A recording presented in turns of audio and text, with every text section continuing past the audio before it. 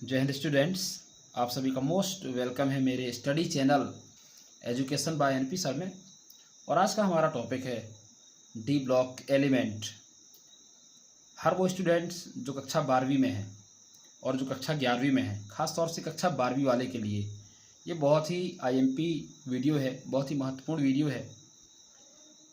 कम से कम हर एक विद्यार्थी को जो कक्षा 12वीं में है उसको डी ब्लॉक के एलिमेंट ज़्यादा से ज़्यादा याद होने चाहिए।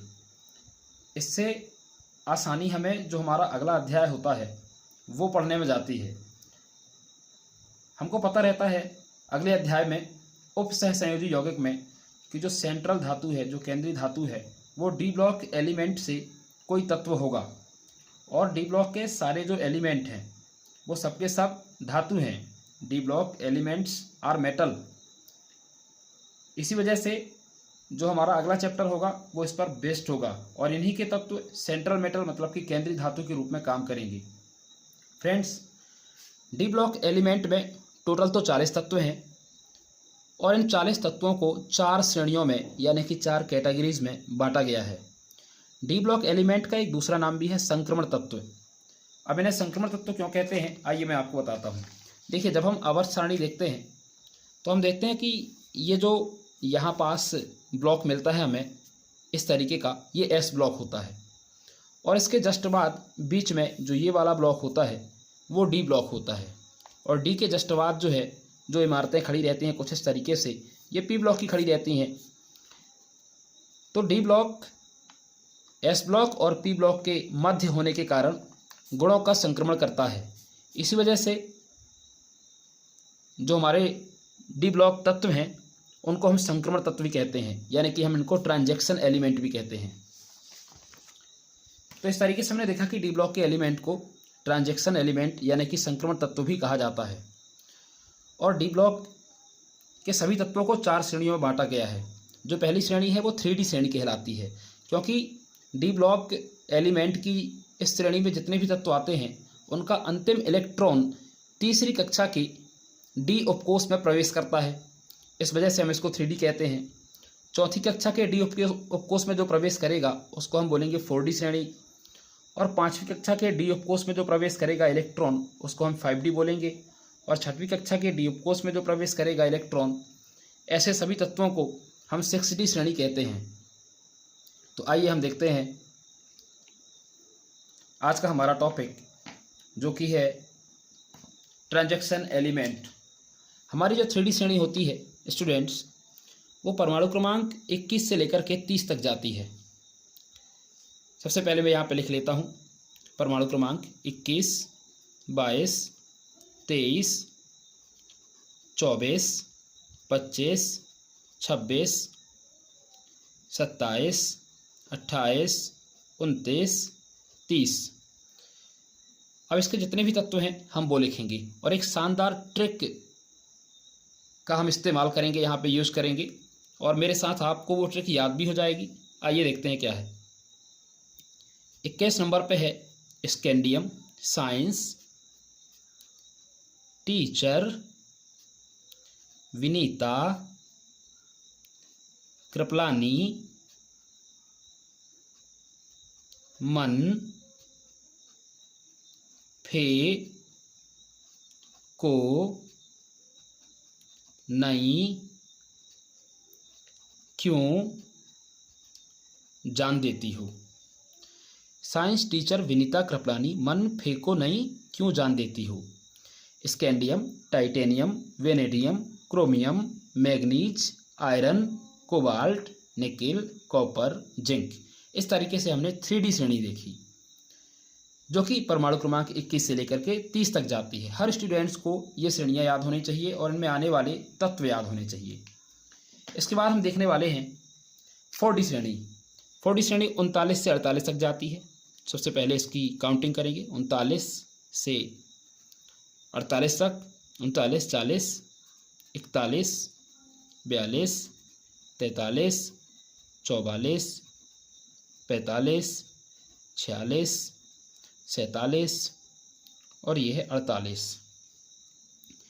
39 नंबर पे यट्रियम, यारी, जरा, जेडर निभाना, मौत तक, रुक, राही, पढ़, एजी, सीडी। इस तरीके से हमने देख लिया 4D श्रेणी के तत्व। इन तत्वों के नाम क्या हैं? हमें तत्वों के संकेत याद होने चाहिए। कक्षा 12वीं में आप संकेत लिखें, इतने में आपको नंबर मिल जाने हैं। Yttrium, zirconium, niobium, molybdenum, technetium, ruthenium, rhodium, palladium, silver, cadmium. इस तरीके से हमने देख लिया यारी, जरा, निभाना, मौत तक, रुक, राही, पढ़, एजी, सीडी। ये शानदार तरीका है इन सभी तत्वों को याद करने के लिए। अगला जो हमारा श्रेणी है, अगली जो हमारी श्रेणी है वो है 5D श्रेणी। और 5D श्रेणी स्टार्ट होती है 57 नंबर पे कौन आता है? लेंथेनम आता है, लेंथेनम। और लेंथेनम के बाद से जो हमारी अगली श्रेणी स्टार्ट होगी वो स्टार्ट होती है 72 से। 72, 73, 74, 75, 76, 77, 78, 79, 80। 72 नंबर पे कौन होता है? Hafnium, HF। 73 नंबर पर टेंटेलम, टंगस्टम, टंगस्टन। बल्ब का फिलामेंट इसी टंगस्टन का बना होता है। तो ला, हफ्ता, डब्लू, रे, ओसे, इधर, पिटाई और होगी। Hafnium, tantalum, tungsten, rhenium, osmium, iridium, platinum, gold, mercury. और मरकरी एकमात्र धातु है जो कि द्रव अवस्था में पाई जाती है, लिक्विड फॉर्म में पाई जाती है। सारे डी ब्लॉक के एलिमेंट में, सारी धातुओं में एकमात्र ऐसी मेटल है जो कि लिक्विड फॉर्म पे पाई जाती है, वो है मरकरी। और मरकरी एक संक्रमण तत्व है, मतलब कि डी ब्लॉक का एक एलिमेंट है। इसके बाद फ्रेंड्स हम देखेंगे हमारी 6D श्रेणी 89 एक्टिनियम के बाद से।